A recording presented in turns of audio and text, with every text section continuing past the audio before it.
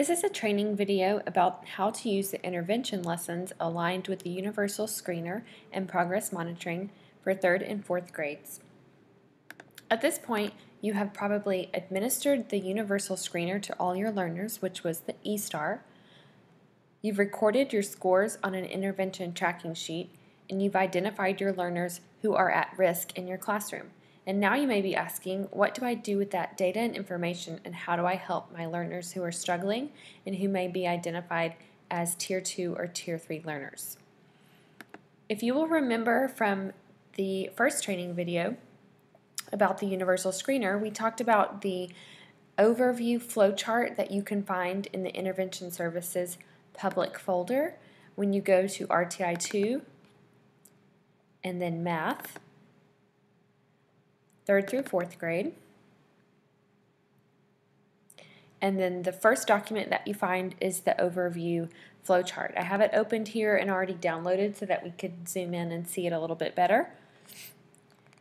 So this just kind of shows you where you are in the process. So you have given the E-star the fall administration as a universal screener.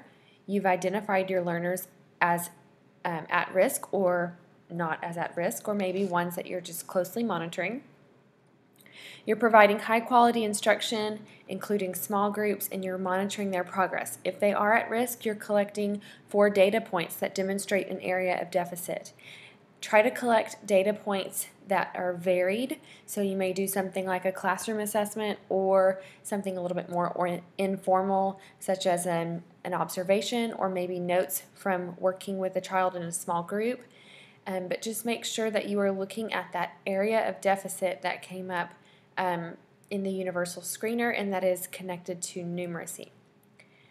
If you have collected those data points and met with your RtI committee, determine that the instruction was delivered with fidelity and you've done the fidelity check, then your RtI committee may make a decision to either continue in Tier 1 for that child or move them to Tier 2 where there's some paperwork and you're going to establish a learner goal. And that goal is tied specifically to your learner's area of deficit, and that is what you're going to be focusing on and choosing your intervention around.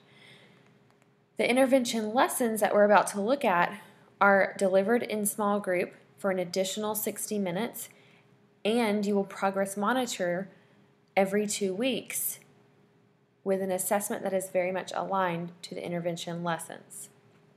So back in our folder from Intervention Services, the third document you will have is a document called Intervention Lessons. I'm going to open that, and you will see that there are several different things that you may want to download or print here, and we'll kind of go through each one. So the first one are the intervention lessons. These are the teacher manuals, and there's a manual for each unit, or module they call them, and there's 20 lessons per module. You are selecting a module based on your student area of need, so all of your learners do not have to start with place value if that is not their area of need. You may need to be starting with addition and subtraction. If you are a 3rd grade teacher, you're probably not going to be starting with multiplication and division or fraction models, but if you're a 4th grade teacher, you may be. So it just depends on your learners, what they showed on the Universal Screener, and what data you've collected in class about your learner, and just getting to know him or her and knowing kind of where to start. So you will choose the manual that is appropriate for the group that you're leading, your small group.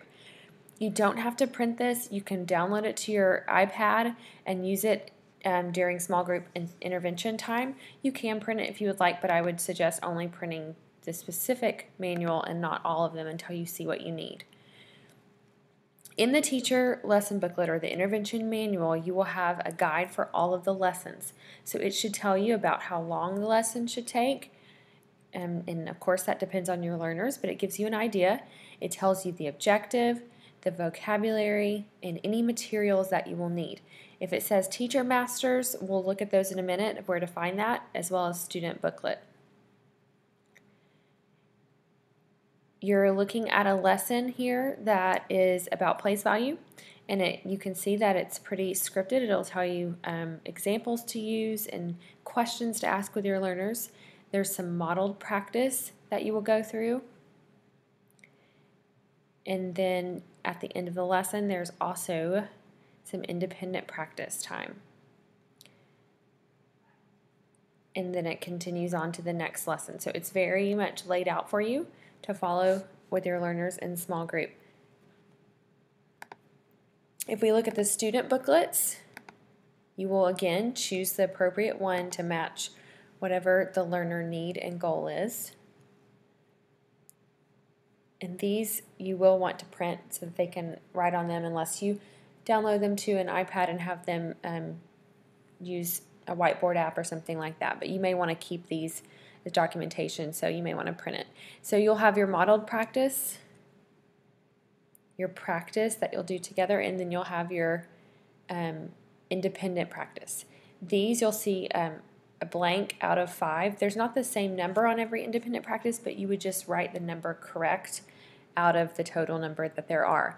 This is just another little piece of data for you to keep up with their independent practice scores every day, just to kind of generally see what their progress is. And in the progress monitoring video, we'll talk about how to place those into the intervention tracking sheet.